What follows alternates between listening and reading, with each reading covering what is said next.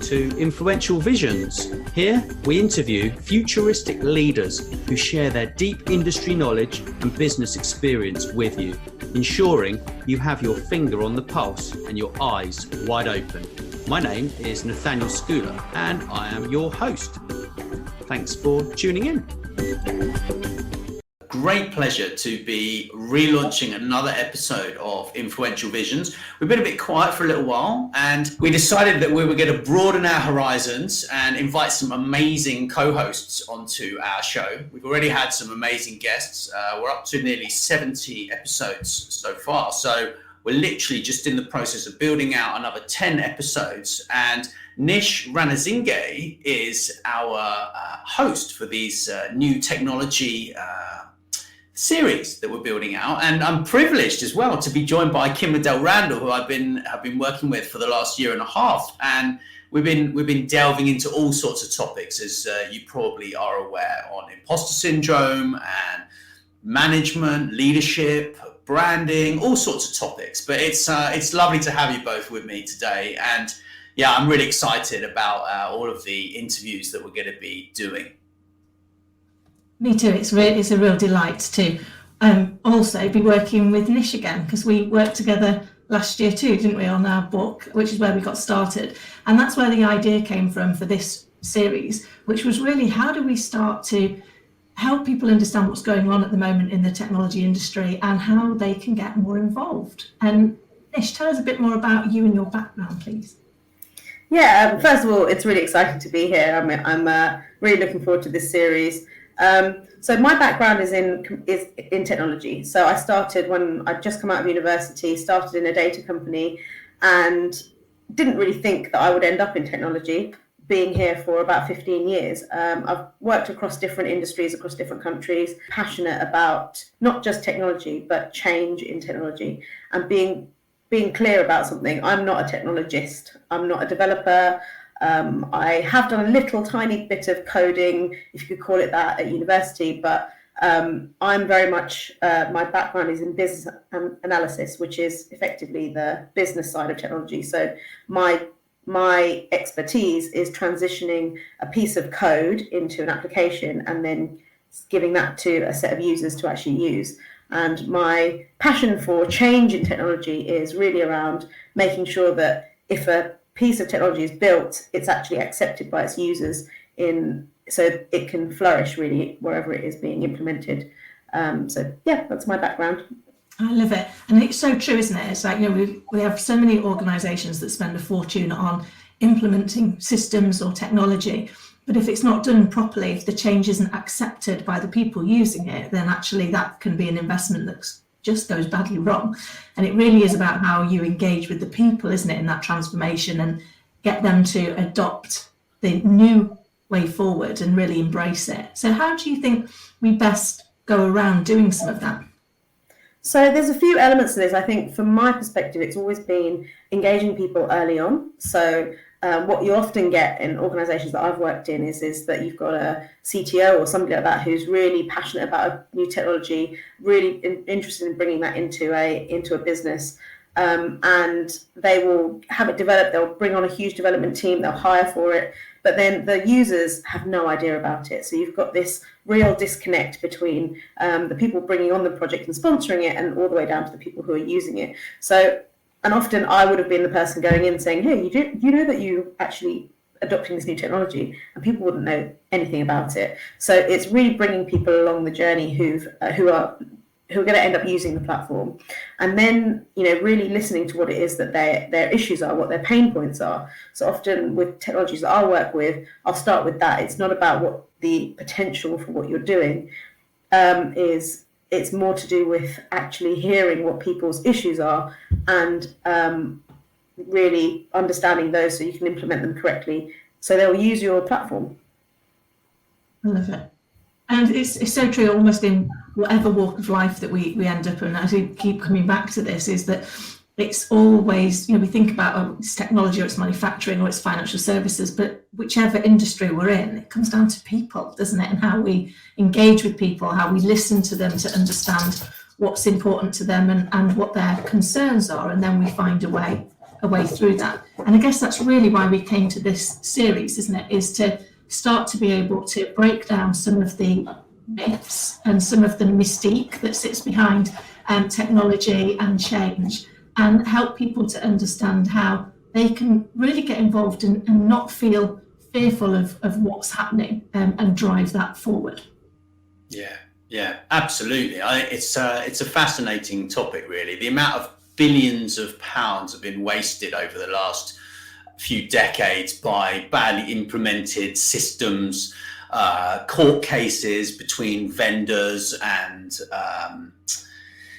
companies who basically hired them to implement systems that never got delivered. And there are, the internet is strewed with these sorts of cases, and actually the figures are obscene. And if you think about how many people that would have been upset about this, how their culture within the business would have been damaged, and actually really just the morale and the staff retention that would have been actually affected as well, because no one got buy-in from the word go, right? And we've talked about this before, both of you guys with me a little bit, and it's just absolutely shocking, really. So yeah, I think the culture piece is just absolutely key, isn't it, within implementing all of these things, and understanding each person, being inclusive within the environment is absolutely crucial. So I'm really looking forward to kind of digging deeper into this over the next 10 episodes and beyond. Yeah, absolutely. I think what you mentioned there, Nat, on the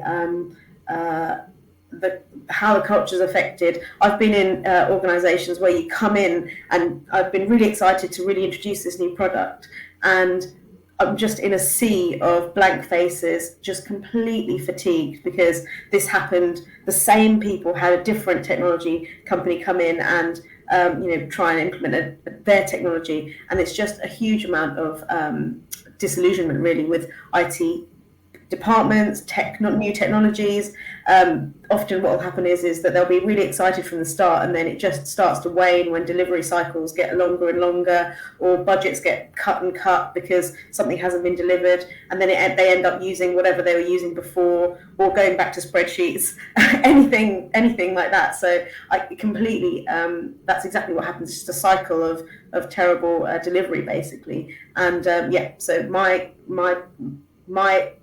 intention always when I come into a new project is to really bring those people along, understand people, what makes them tick if they're from different backgrounds. That's part of, we've got a kind of episode thought process of having something about change champions and critics, trying to change people's minds, people's attitudes.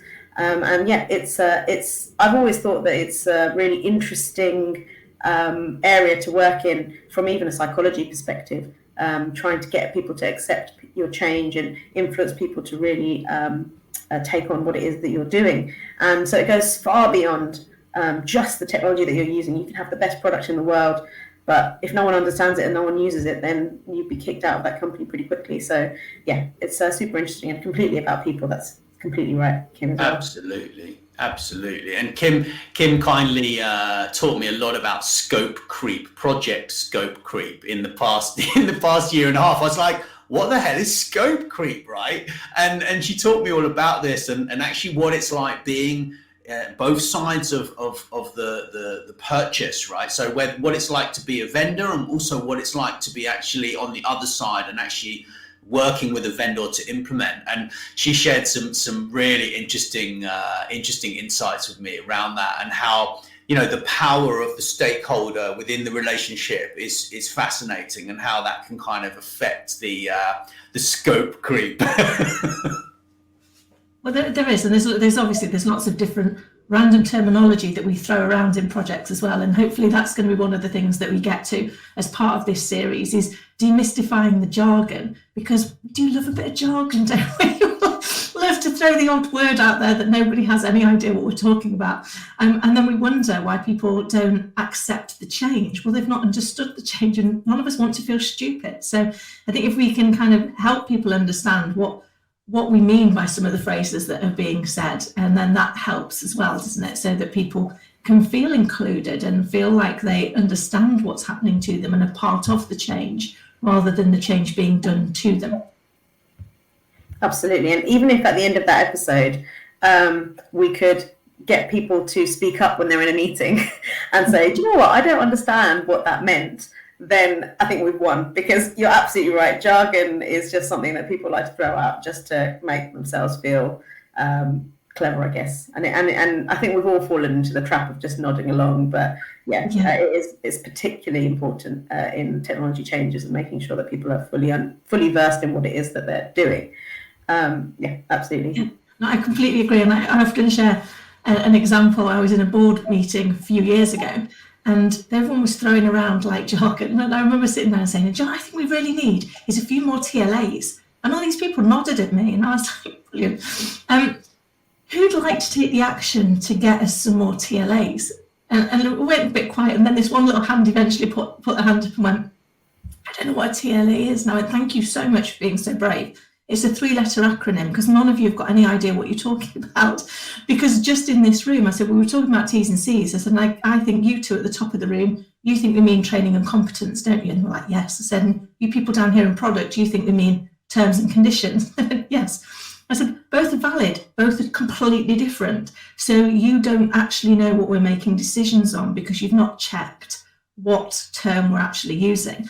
I said, the only reason I share that is to say, unless we can be really clear and really honest with each other, we're going to make wrong decisions that could cost the organisation a fortune because we didn't understand what it was that we were basing our decision on. And you see it all the time, don't you? So I think if we can use this series as well to break some of those myths and to help people, to your point, Nick, to have the courage to put their hand up and go, I don't know what that is. It really is amazing how much impact that you can have when you are brave, because it opens the door for other people in the room to also share what they're not certain of as well. Absolutely. The other thing that you mentioned was stakeholders and the power of the stakeholder, and I think that that's another really interesting one to delve into, because often you'll have technology companies who come in and they will literally do everything that the most powerful stakeholder would want. But it takes a really brave set of people to turn around and say, actually, I don't think that's a very good idea. And that whole idea of pushing back is actually very much, again, another people-focused element, because you can only really gain the confidence to do that once you've gained a relationship with your stakeholder and really gained their trust. And it's a difficult one to bust out of when you've got this vendor relationship, or you've got, you are my customer, that type of relationship, and it really has to be much more of a collaborative experience. So something else that we could touch on as well. Absolutely.